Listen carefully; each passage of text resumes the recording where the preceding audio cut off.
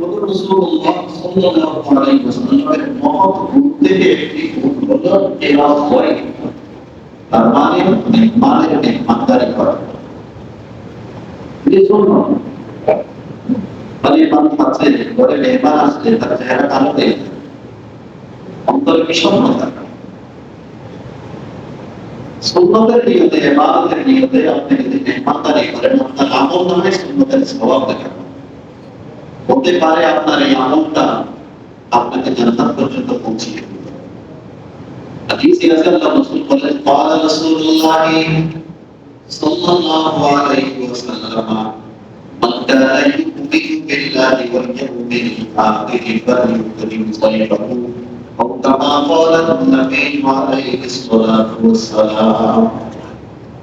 আল্লাহ পাকের নবী বলেন, যে ব্যক্তি আল্লাহকে বিশ্বাস করে, পরকালকে বিশ্বাস করে, সে যেন মেহমানের মেহমানদারি করে, মেহমানকে যেন সে সম্মান করে। ফাlyukrim সাইফাহু, যে ব্যক্তি আল্লাহকে বিশ্বাস করে, পরকালকে বিশ্বাস করে, সে যেন মেহমানকে একরাম করে সম্মান করে।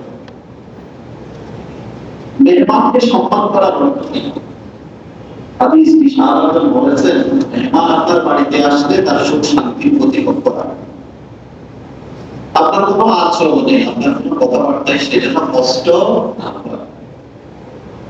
নাম্বার 2, মেহমান যদি একাধিক ব্যক্তি হয়, তার মধ্য থেকে কেউ যদি গুরুত্বপূর্ণ ব্যক্তি হয়, এলেমের দিক দিয়ে, মর্যাদার দিক দিয়ে যদি বড় হয়, আপ্যায়নটা তার থেকে শুরু করা।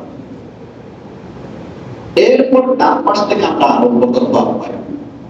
মেহমান যদি একাধিক হয়, সেখানে যদি কোনো ব্যক্তি বুজুর্গ ব্যক্তি হয়, সম্মানী ব্যক্তি হয়, শরীয়তের মাসলা হলো মেহমানদারি তার থেকে আরম্ভ করা, এরপর ডান পাশ থেকে আরম্ভ করা।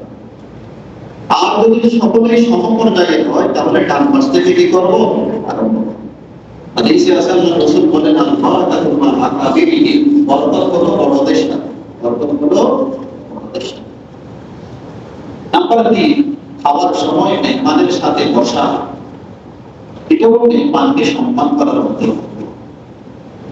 আপ্যায়নের সময়, খাওয়ার সময় মেহমানের সাথে বসা, এটাও মেহমানদারির অন্তর্ভুক্ত, মেহমানকে সম্মান করার, একরাম করার অন্তর্ভুক্ত। নাম্বার 4, মেহমান ঘর থেকে যখন চলে যাবে, যাওয়ার সময় দরজা পর্যন্ত কিংবা গেট পর্যন্ত এগিয়ে দেওয়া, এটা মুহাম্মদুর রাসূলুল্লাহ সাল্লাল্লাহু আলাইহি ওয়াসাল্লাম। নাম্বার 5, মেহমানের জন্য রুচিসম্মত খাবার তৈরি করা। মেহমান ডায়াবেটিস রোগী, এমন খাবার তৈরি করছেন সব মিষ্টান্ন দ্রব্য, এটা তো মেহমানের সাথে একটা বৈষম্য। আর আমাদের দেশে যারা ডায়াবেটিস রোগী আছে, তাদের একটা অভ্যাস হলো চায়ের সাথে চিনি খাই না, তার সব কিছুর সাথে চিনি। শুধু চায়ের সাথে কি খাই না, চিনি খাই, যাতে চিনি দিয়ে না চাই, তার বাকি যা আছে সবগুলোর সাথে কি খায়, চিনি খায়। আর মেহমান যদি সেরকম হয়, ওষুধ খাওয়া সত্ত্বেও, আর মধ্যে রোগ থাকা সত্ত্বেও, সে যদি মিষ্টান্ন দ্রব্য পছন্দ করে, তাহলে আপনার কিছু করা। এগুলো হচ্ছে মেহমানের ইকরাম। আল্লাহ রাসূল বলেন, যে ব্যক্তি আল্লাহকে বিশ্বাস করে, পরকালকে বিশ্বাস করে, ফালইউকরিম যায়ফা, মেহমানকে